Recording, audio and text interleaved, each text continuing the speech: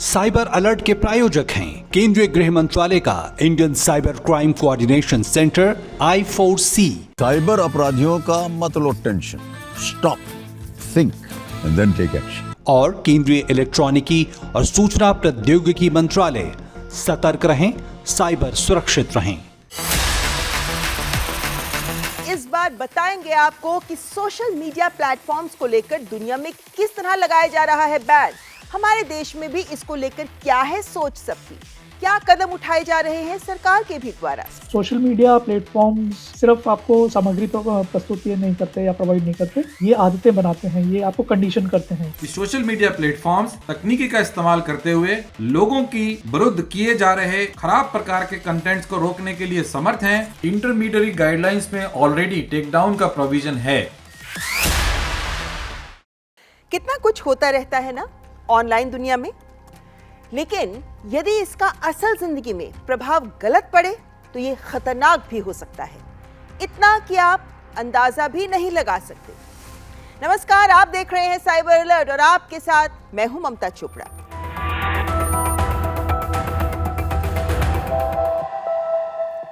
पश्चिम बंगाल के दक्षिण 24 परगना से एक खबर आई कि एक टीनेजर लड़की ने आर्टिफिशियल इंटेलिजेंस से तैयार उसकी आपत्तिजनक तस्वीरें सोशल मीडिया पर वायरल होने के बाद शर्म से आत्महत्या कर ली। ये पढ़ने के बाद मैं भी सोच में पड़ गई। बच्चों के बाल मन पर किस मैसेज का क्या प्रभाव पड़े समझना मुश्किल है। और अब तो सोशल मीडिया भी हमारे जीवन का वो हिस्सा बन गया है कि ना छोड़ते बन रहा है ना करते। और इसीलिए जब दुनिया में पहली बार 16 वर्ष से कम उम्र के बच्चों पर सोशल मीडिया पर बैन लगा है तो विश्व भर में इस पर चर्चा शुरू हो गई। और यह कदम उठाया है ऑस्ट्रेलिया ने, जहां यह बैन लागू हो चुका है, इस सोच के साथ कि ये 16 साल से कम उम्र के बच्चों के लिए सोशल मीडिया पर दुनिया का पहला बैन ये सुनिश्चित करेगा कि ऑस्ट्रेलिया के माता पिता को ज्यादा मानसिक शांति मिले और बच्चों का बचपन भी सुरक्षित रहे। नवंबर 2024 में फेडरल पार्लियामेंट कानून पास किया कि कुछ सोशल मीडिया प्लेटफॉर्म्स को 16 साल से कम उम्र के बच्चों को अकाउंट बनाने से रोकने के लिए उचित कदम उठाने होंगे। ये युवाओं को स्क्रीन पर ज्यादा समय बिताने के लिए बढ़ावा दे रहे हैं, साथ ही ऐसा कंटेंट भी दिखाते हैं जो उनकी हेल्थ, उनके डेवलपमेंट को नुकसान पहुंचा सकता है। 2025 की शुरुआत में सरकार ने एक अध्ययन भी कराया और जानते हैं क्या पाया? 10 से 15 साल के 96% बच्चे सोशल मीडिया का इस्तेमाल करते थे और उनमें से हर 10 में से 7 बच्चे हार्मफुल कंटेंट के संपर्क में थे। हानिकारक मतलब जिसमें महिलाओं के लिए नफरत हो या फिर हिंसक सामग्री हो या फिर खाने की बीमारियों की बात की जा रही हो या फिर आत्महत्या को बढ़ावा देने वाला कंटेंट भी इसमें शामिल था। अब तक 10 सोशल मीडिया प्लेटफॉर्म्स को बैन लागू करने का निर्देश दिया गया है, जिसमें Facebook, Instagram, Snapchat, threads, TikTok, Twitch, x, YouTube, kick और रेडिट शामिल हैं। ये लिस्ट बढ़ भी सकती है। महत्वपूर्ण बात यह है कि कानून के तहत बैन का उल्लंघन करने पर ना तो बच्चों को ना ही उनके माता पिता को सजा दी जाएगी। इस बैन को लागू करने की पूरी जिम्मेदारी सोशल मीडिया प्लेटफॉर्म्स पर होगी और अगर वो बार बार उल्लंघन करते हैं तो उन्हें लगभग 50 मिलियन ऑस्ट्रेलियाई डॉलर तक का जुर्माना लगाया जा सकता है। हालांकि ये बात भी मानी जा रही है कि सभी नाबालिग अकाउंट की पहचान करने में कुछ समय लगेगा। माना यह भी जा रहा है कि VPN या फेक अकाउंट्स बनाकर इस बैन से बचने के बच्चे प्रयास भी करेंगे। लिस्ट से हटकर नए नामों से नए प्लेटफॉर्म्स भी आ सकते हैं, लेकिन एक शुरुआत तो हुई है दुनिया में। यहाँ पेरेंट्स का रोल भी बहुत महत्वपूर्ण है। एक सुझाव यह भी दिया जा रहा है कि सोशल मीडिया एक्सेस करने के लिए एक टोकन फी लगा देनी चाहिए, जैसे ₹1। बहुत कम है ये, है ना? तो ऐसे में पेरेंट्स के द्वारा पेमेंट किए बिना बच्चों के लिए एक्सेस करना संभव ही नहीं होगा, बशर्ते पेरेंट्स अपना क्रेडिट कार्ड ही बच्चों को सौंप दें।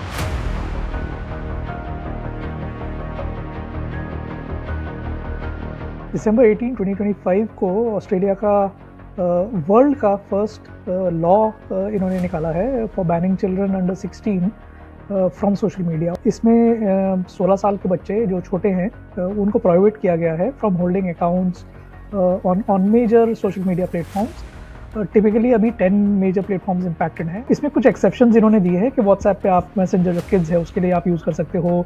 एजुकेशनल टूल्स के जो प्लेटफॉर्म्स हैं लाइक गूगल क्लासरूम, उनके ऊपर आप यूज़ कर सकते हो, जहाँ पे बच्चे यूट्यूब वीडियोज़ या वो सब देखते हैं, that is still excluded. Similarly now this is unlike any proposal that has come out in the open और फ्रॉम एनी कंट्रीज़। इसमें लीगल रिस्पॉन्सिबिलिटी जो है वो सोशल मीडिया कंपनीज़ की हैं, बच्चों की या पेरेंट्स की नहीं है।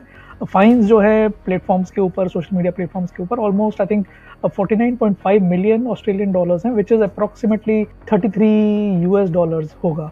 कंपनीज को are required to use various age assurance technologies like facial estimation, जिसमें गवर्नमेंट चेक्स होंगे, आईडीज चेक करना, बिहेवियर चेक करना सिग्नल्स को, बच्चों के age influence behaviours. As on date almost 2 lakh accounts पहले दिन में ही इन्होंने बैन कर दिए थे, बंद कर दिए थे, और बहुत सारे VPNs या फेक अकाउंट्स या ऐसे लोग जो फेक अकाउंट बना के यूज़ करते हैं, वो काफ़ी सारे डिलीट हो गए हैं। डिजिटल दुनिया से दूरी को लेकर महाराष्ट्र के सांगली के गांव की बात भी यहाँ जरूरी हो जाती है, जहाँ एक ऐसी ही पहल कुछ साल पहले ही कर दी गई है।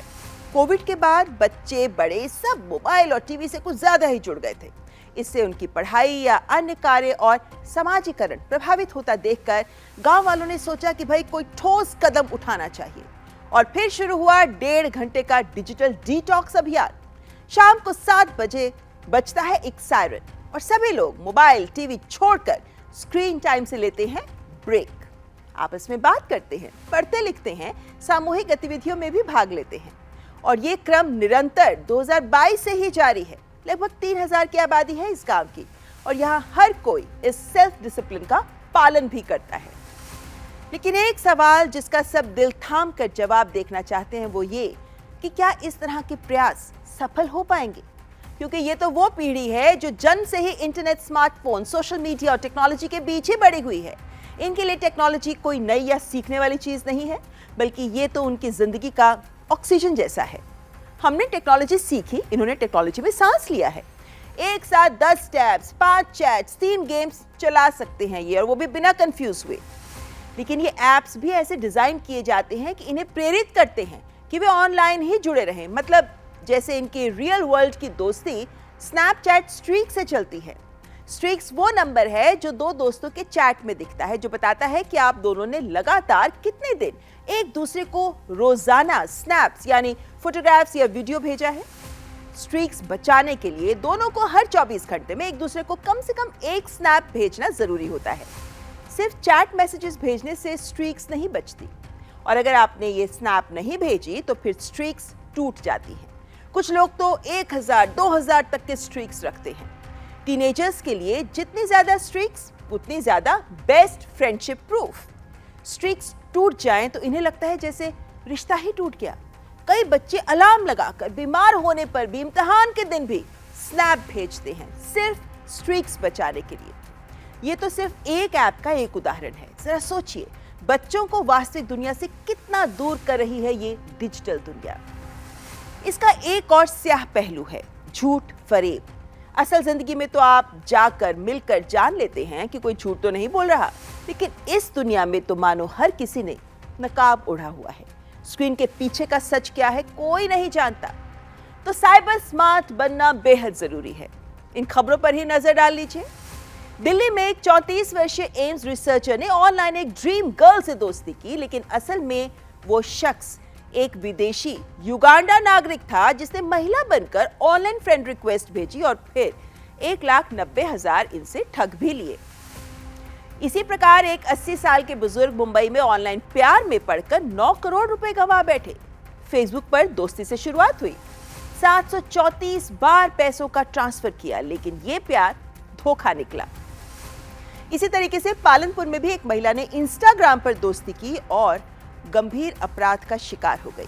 नोएडा में एक ऐसा मामला सामने आया है जहां फेसबुक फ्रेंड रिक्वेस्ट से शुरू हुई चैट के जरिए ही धोखाधड़ी की गई। निवेश का झांसा देकर करीब 2,90,00,000 की ठगी की गई। ये बताता है कि चाहे फेसबुक हो, इंस्टा हो या कोई और सोशल मीडिया या डेटिंग ऐप, ऑनलाइन दोस्ती पर विश्वास ना करें। बल्कि मैं तो कहती हूँ कि ये जो व्हाट्सएप यूनिवर्सिटी का कंटेंट है या फिर इंस्टा एफबी के फेक न्यूज फैक्ट्री, इन सब से बचना चाहिए। यहाँ फर्जी ब्रेकिंग न्यूज के स्क्रीनशॉट्स बनाकर भी डाल दिए जाते हैं, जैसे ब्रेकिंग कल से देश भर में सभी स्कूल 1 महीने के लिए बंद, सरकार की घोषणा। असल में ऐसी कोई घोषणा होती ही नहीं, लेकिन लोग तेजी से इन्हें शेयर करते हैं। या फिर फर्जी सरकारी नोटिफिकेशंस जैसे आरबीआई का नया नियम, अब हर बैंक खाते में 5,000 रखना जरूरी। ये नोटिस अक्सर फोटोशॉप्स किए होते हैं। फर्जी इंस्टा पेज लोगों को फ्री गिफ्ट देने का झांसा देते हैं, जैसे फ्लिपकार्ट की 20th एनिवर्सरी, सभी को मिल रहा है फ्री स्मार्टफोन, लिंक पर क्लिक करें। लिंक फिशिंग साइट होती है। नकली डीप फेक सेलिब्रिटी वीडियोस, जैसे फिल्म स्टार ने कहा है कि XYZ प्रोडक्ट को इस्तेमाल करिए। XYZ प्रोडक्ट इस्तेमाल करो, 10 दिन में 15 किलो वजन घटाओ। वीडियो में आवाज भी बदली होती है, होठों की हरकत भी एडिट की जाती है, यानी ये डीप फेक वीडियो होता है। भावनात्मक दुखद तस्वीर या पुरानी घटना को नए संदर्भ में डाल देते हैं, जैसे ये वीडियो अभी आई बिहार की बाढ़ का है, कृपया शेयर करें। असल वीडियो तो कई साल पुराना या किसी और देश का होता है। बिना वैज्ञानिक आधार के इलाज या घरेलू नुस्खे भी वायरल होते हैं, जैसे रोज सुबह 1 चम्मच XYZ पाउडर खाएं, किसी भी बीमारी में डॉक्टर की जरूरत नहीं पड़ेगी। जल्दी अमीर बनने वाली फर्जी योजनाएं भी होती हैं, 500 लगाओ 5,000 तुरंत वापस, लिमिटेड ऑफर, लिंक क्लिक करें। कई साल पुरानी घटना को ऐसे शेयर किया जाता है जैसे अभी अभी हुई हो। अभी अभी बड़ी ट्रेन दुर्घटना हुई है, मदद के लिए नंबर शेयर करें। घटना पुरानी होती है, फोन नंबर भी किसी का निजी नंबर ही निकलता है। ऐसे अनगिनत उदाहरण हैं हमारे पास।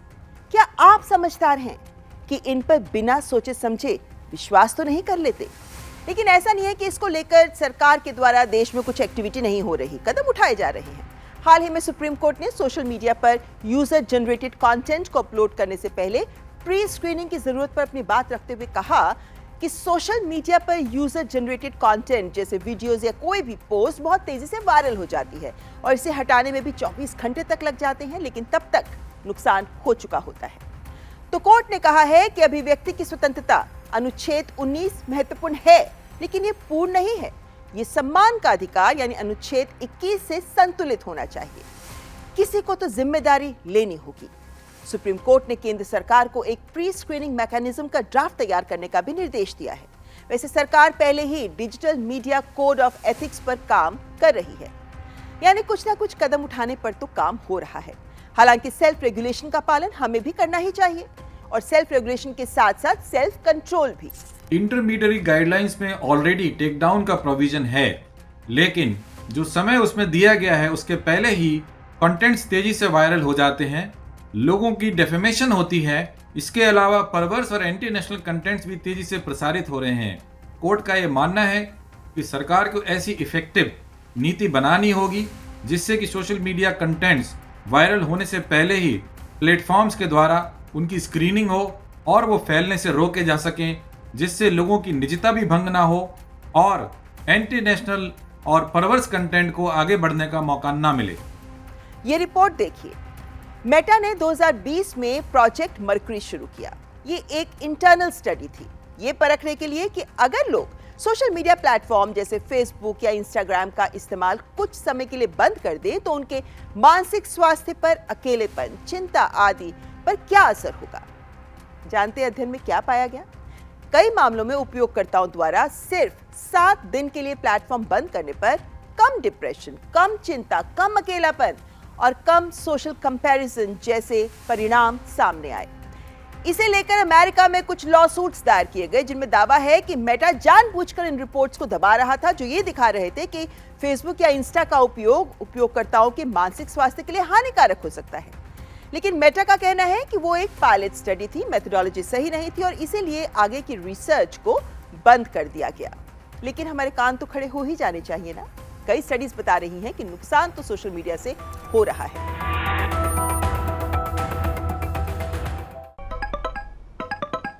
यस तो तुम हो अंजलि कुमार, मैं सीनियर ऑफिसर रंजन। शुरू करो इसका इंट्रोगेशन। और इंट्रोगेशन के दौरान कैमरा बंद मत करना। तुम्हारा अरेस्ट वारंट। तो कौन से टेररिस्ट ग्रुप से हो? Terrorist group? तुम्हारे पार्सल में जो ड्रग्स, फेक पासपोर्ट, वो कहाँ भेजे जा रहे थे? ये सब मेरा नहीं है सर। तुम्हारा आधार 4342 से एंड होता है। हाँ। इससे कई बैंक अकाउंट्स लिंक्ड हैं। मनी लॉन्ड्रिंग का भी केस है तुम पे। कोर्ट प्रोसेस के लिए बैंक अकाउंट लॉगिन करो और स्क्रीन शेयर करो। अब एफडी तोड़ो और सारा अमाउंट कोर्ट के अकाउंट में ट्रांसफर करो। पैसे आ गए। अब बस थोड़ी देर में केस का स्टेटस समझ आ जाएगा। याद रखें, असली पुलिस ऑफिसर्स कभी वीडियो कॉन्फ्रेंसिंग एप्स द्वारा इंटरोगेशन नहीं करते हैं, ना ही आपके फाइनेंशियल डिटेल्स मांगते हैं। ऐसे कोई भी कॉल्स आए तो तुरंत डिस्कनेक्ट करें और नेशनल साइबर क्राइम हेल्पलाइन 1930 पे रिपोर्ट करें। व्यक्तिगत जानकारी के लिए ऑनलाइन अनुरोधों से रहें सावधान। कुछ भी जानकारी देने से पहले जरूर सोचें। कोई भी वैधानिक कंपनी फोन या इंटरनेट पर आपसे निजी जानकारी कभी भी नहीं मांगती, इसलिए ऐसे कॉल या ईमेल आने पर अपनी जानकारी देने से पहले समझदारी दिखाएं और सावधानी बरतें।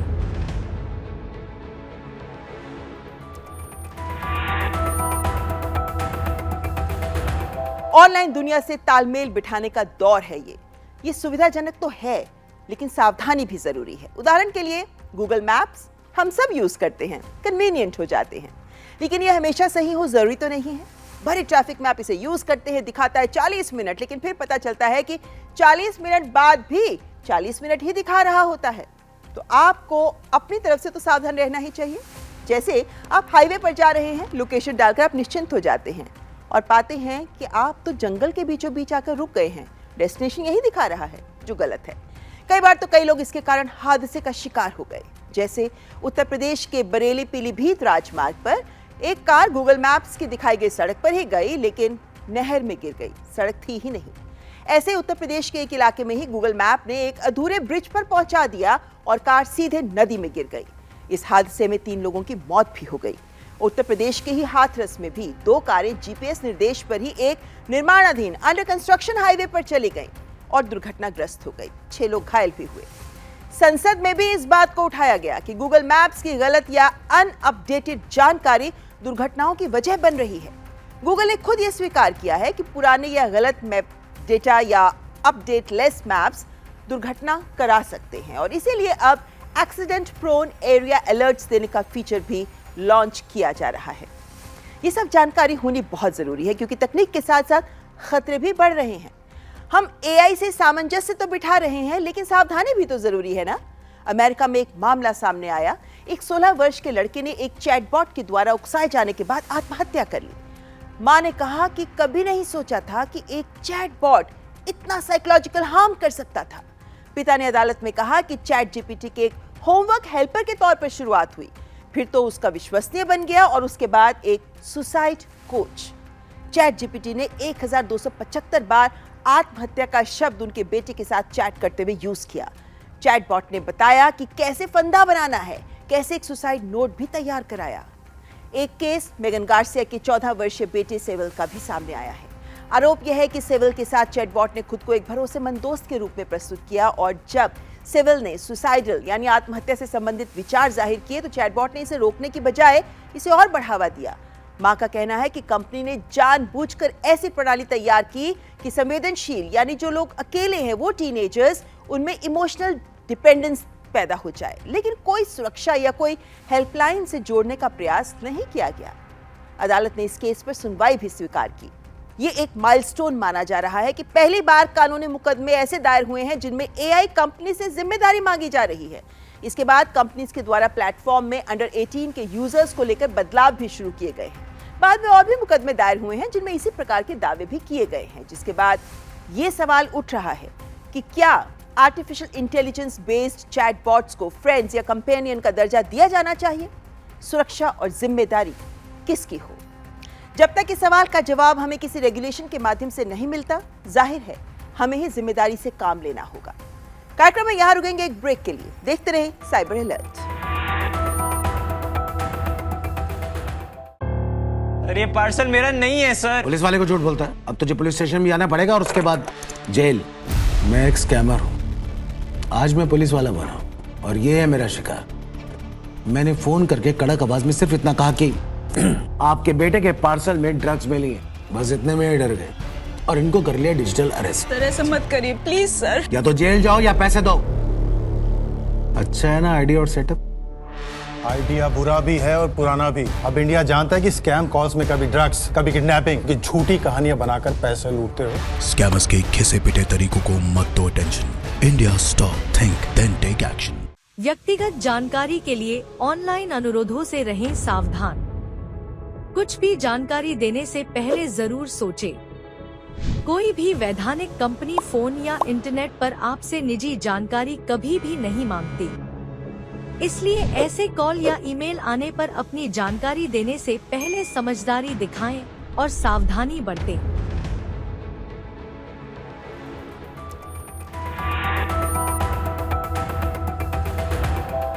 ब्रेक के बाद बात ग्रीन अलर्ट की, जिसमें आज हम बात कर रहे हैं आरबीआई के सचेत पोर्टल की।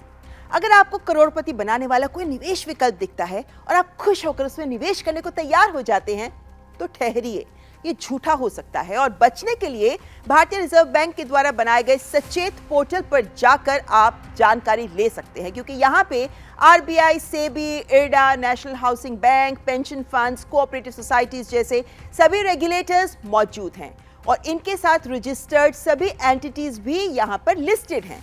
किसी भी पैसे लेने वाली कंपनी जो आपकी इन्वेस्टमेंट ले रही है, उसकी रजिस्ट्रेशन क्या है इन पोर्टल्स पर, यह आप चेक कर सकते हैं, क्योंकि अगर रजिस्ट्रेशन नहीं है तो ये फेक कंपनीज हैं। धोखे वाली या बिना इजाजत वाली जमा स्कीम या फिर पैसे इकट्ठे करने की गतिविधि की आप रिपोर्ट भी यहाँ कर सकते हैं। अवैध काम कर रही कंपनियों के खिलाफ भी आप शिकायत दर्ज कर सकते हैं। तो इसलिए सावधान रहिए, सतर्क रहिए और आरबीआई के सचेत पोर्टल को जरूर यूज करिए। तो आज हमने कार्यक्रम में आपको बताया कि ऑनलाइन दुनिया के क्या खतरे हैं और कैसे कुछ महत्वपूर्ण कदम भी उठाए जा रहे हैं, लेकिन हमें आपको सबको सजग होना बहुत जरूरी है, तभी तो हम रह सकते हैं साइबर सेफ। हमारे साथ भी जरूर जुड़िए। हमारा ईमेल आईडी cyberalert.ddnews@gmail.com और साइबर अलर्ट की सारी जानकारी औरों के साथ भी जरूर शेयर करिए। अगले हफ्ते फिर मिलेंगे आपसे लेकर कुछ और महत्वपूर्ण जानकारी। फिलहाल हमारी पूरी टीम को दीजिए इजाजत। नमस्कार, जय हिंद। साइबर अलर्ट के प्रायोजक थे केंद्रीय गृह मंत्रालय का Indian cyber crime coordination centre I4C। Cyber अपराधियों का मत लो tension, stop, think and then take action. और केंद्रीय इलेक्ट्रॉनिकी और सूचना प्रौद्योगिकी मंत्रालय, सतर्क रहें, साइबर सुरक्षित रहें।